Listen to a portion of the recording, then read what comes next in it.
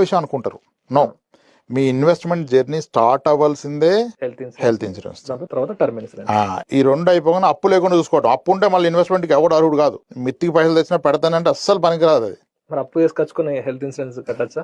ఎందుకంటే దాని ఇది ప్రాబ్లం వస్తే పెద్ద అప్పు చేయాలి కదా. అవునవును.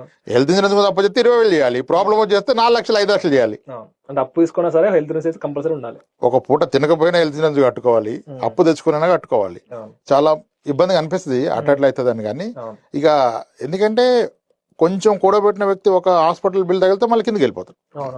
చాలా ఫ్యామిలీస్ అసలు మెయిన్ గా హాస్పిటల్ కానీ మంచి లెవెల్ ఉండేటోళ్ళు కూడా సడన్ గా డౌన్ అయిపోయిన అక్కడనే అయిపోతాయి. ఊర్లో మస్తు చూస్తాం. ఇల్లు బేరానికి పెట్టిన వాళ్ళు కూడా ఉన్నారు.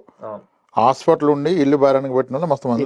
భూములు అమ్ముకున్న వాళ్ళు కూడా చాలా మంది ఉన్నారు. అపార్ట్మెంట్ కొన్న 3 నెలలకి ఇంటర్మీడియట్ చదువుతున్న అమ్మాయికి ఫీవర్ వచ్చి బ్రెయిన్ లోకి ఎక్కిందంటే 15 లక్షలు బిల్ అయితే 24 లక్షలు కొన్న అపార్ట్మెంట్ ఇప్పుడు కాదు 7 ఏళ్ల క్రితం 24 లక్షలు కొన్న అపార్ట్మెంట్ ని ఎవరి దగ్గర కొన్నాడో వానికే 19 లక్షలుగా అమ్మిన పిల్లలకి. ఎమర్జెన్సీ అటువంటిది, ఇంకేం చేస్తాడు. కాబట్టి హెల్త్ చాలా జాగ్రత్తగా ఉండాలి. హెల్త్ కాపాడుకుంటేనే సంపాదన చేసింది అనుభవించాలన్నా ఆరోగ్యం ఉండాలి కదా. ఆరోగ్యం పోతే అనుభవించలేం కదా.